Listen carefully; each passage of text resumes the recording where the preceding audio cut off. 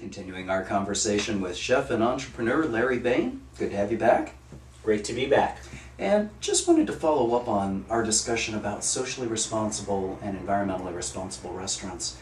What percent of restaurants, in your expert opinion, are you seeing following this trend?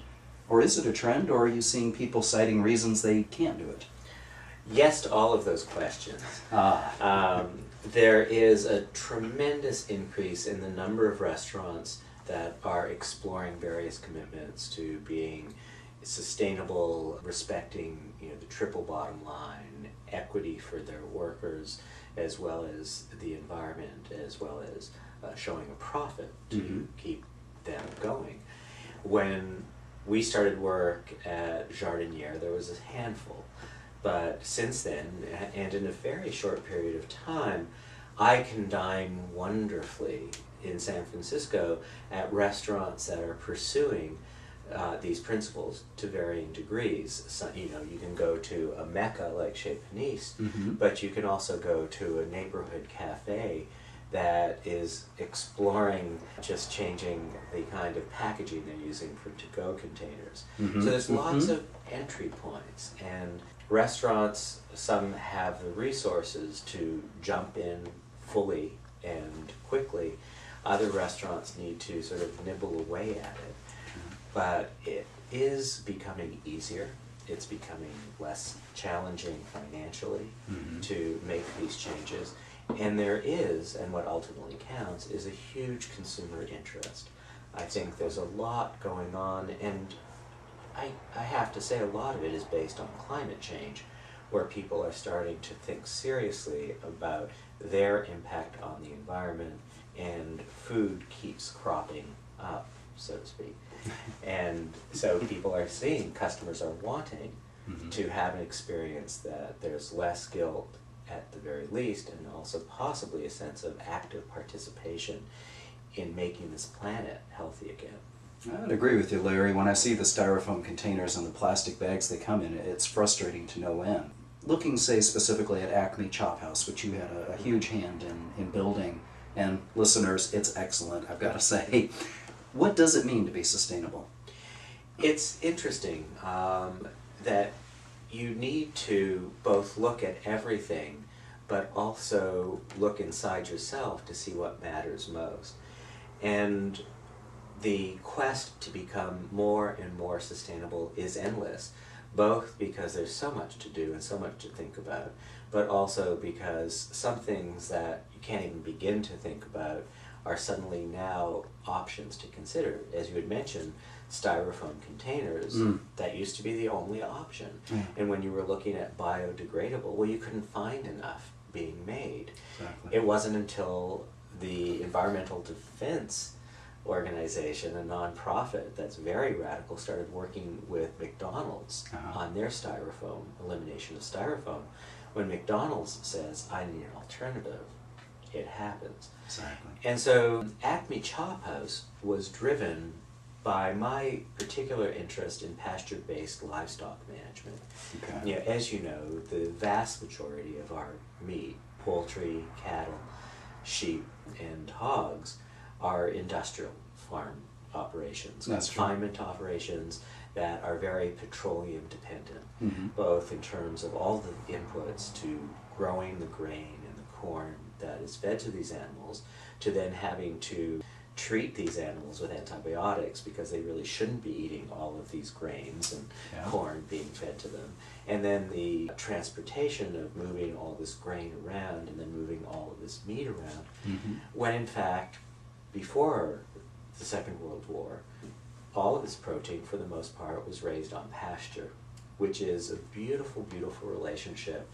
It's an exquisite solar conversion process where you take sunshine, growing grass, which humans can't digest, but cattle can, and the cattle turn this into protein, and no petroleum inputs required at all. And the result is not only a product that is good for the planet.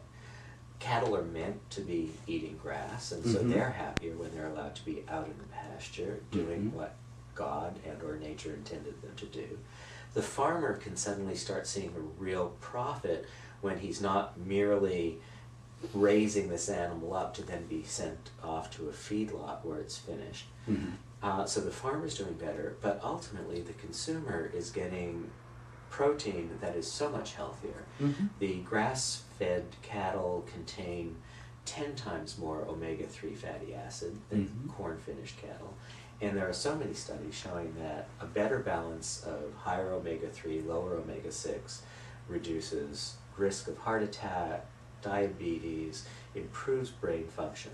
So Acme Chop House to me was my way of bringing pasture-bred cattle and hogs and lamb, and still working on chickens, to a different population. We're at the ballpark. Yeah, and that's true. Nobody goes to the ballpark to have a sustainable meal. No. They might go to Zuni or Chez Panisse or Hay Street Grill or Delphina or Nopa. So we're suddenly reaching out to a different kind of audience, which also excited me. And so the focus of Acme was on this one element, but of course we brought in work that I had done at Jardiniere around composting and work that we had done around cleaning products and reduced consumption of energy. Larry, I wanted to shift course then and talk about Nextcourse. Describe for our listeners what Nextcourse was, how it came to be, and maybe share some results, the success. Well, I had, as we started the first segment, working with the city of San Francisco, I had always been very interested in bringing all of these wonderful things to isolated or underserved communities. And certainly once I got in the food business, seeing the tremendous gap between the haves and have-nots. And while it was a challenge to make all these changes happen at Jardiniere, still the price point was such that only a very few could benefit and truly have the full experience of participating in this. And so I started looking for ways to bring healthier food into different neighborhoods.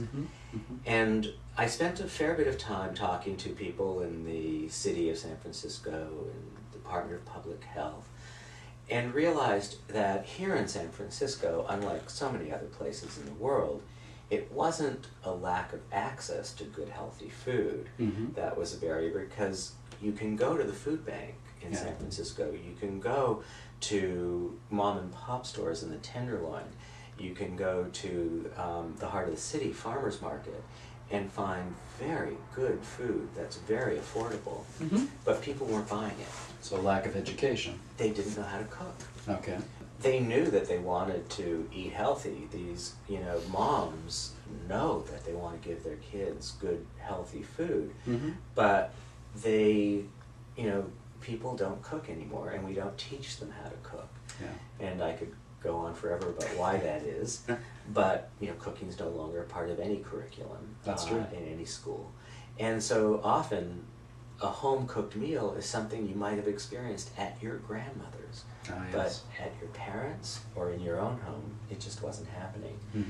I realized that what was needed was not only, what was really to offer the opportunity for people to see simple ways of putting good food on their table. And so we created a curriculum that was designed to enable somebody with very little time and very little money to put a healthy, nutritious meal on their table. And it was a combination of knowing where to shop, but a big part was knowing how to cook it. And so I enlisted all of my friends, the chefs in San Francisco, and threw the gauntlet down to them and said, okay, 20 minutes, less than $5 a person, and no fancy equipment, what can we do? And a whole bunch of recipes and methods were developed, and we were looking for a place to share our knowledge, and the Sheriff's Department of San Francisco was the one city organization that opened up their arms immediately and brought us in And the classes started almost 4 years ago and continue working with young women in the county jail system